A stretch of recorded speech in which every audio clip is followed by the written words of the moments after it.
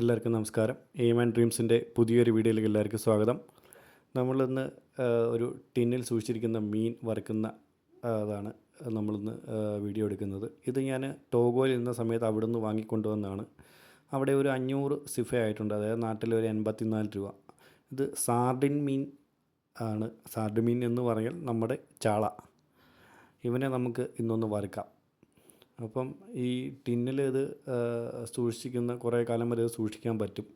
അപ്പോൾ ഇത് നമ്മുടെ ഈ കോളയൊക്കെ പൊട്ടിക്കുന്ന പോലത്തെ ഒരു ലോക്കുണ്ട്, അത് പിടിച്ച് തുറന്നു കഴിഞ്ഞാൽ നമുക്ക് ആ ടിന്ന് തുറക്കാൻ സാധിക്കും.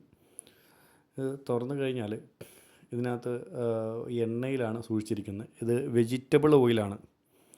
ഈ വെജിറ്റബിൾ ഓയിൽ, ഉപ്പ് ഒക്കെ കൂടെ മിക്സായിട്ടുള്ള ഒരു ഓയിലാണ് സൂക്ഷിച്ചിരിക്കുന്നത്. ഓൾറെഡി ഈ മീൻ ബോയിൽഡ് മീനാണ്. അത് മാത്രമല്ല, ഈ മീനിൻ്റെ മുള്ള് റിമൂവ് ചെയ്തിട്ടാണ് ഇതൊരു പാക്ക് ചെയ്തിരിക്കുന്നത്. ഒരു ശകലം പോലും ഇതിൽ മുള്ള് നമുക്ക് കാണാൻ കഴിയില്ല. ഈ മീൻ ഞാൻ പതുക്കെ ഒരു സ്പൂണിന് ഒരു പാത്രത്തിലേക്ക് മാറ്റുകയാണ്.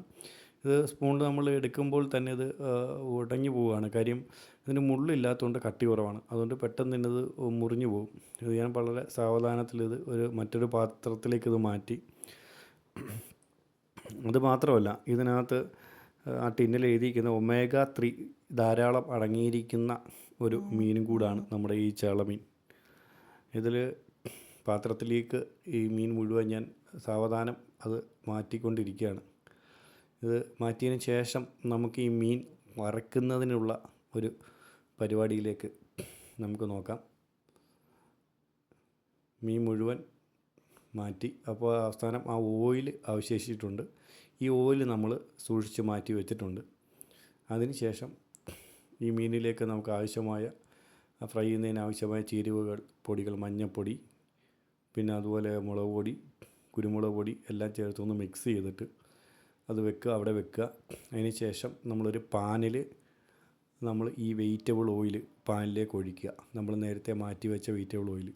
ആവശ്യത്തിന് ഉപ്പുള്ളത് കൊണ്ട് ഉപ്പ് ചേർക്കേണ്ട ആവശ്യമില്ല. ഇത് അതിലേക്ക് മാറ്റിയ ശേഷം നമ്മൾ ഇത് പാനിലേക്ക് മീൻ ഫ്രൈ ചെയ്യുന്നതിന് വെക്കുക. ഫ്രൈ ചെയ്യുന്നതിന് വെച്ചിട്ട് ഈ മീൻ നമ്മൾ സാധാരണ നമ്മൾ ഫ്രൈ ചെയ്യുന്ന പോലെ ഈ ചാള നമ്മൾ ഫ്രൈ ചെയ്ത് എടുക്കാവുന്നതാണ്. അപ്പോൾ ഫ്രൈ ചെയ്യുന്നതാണ് നമ്മൾ കാണുന്നത്.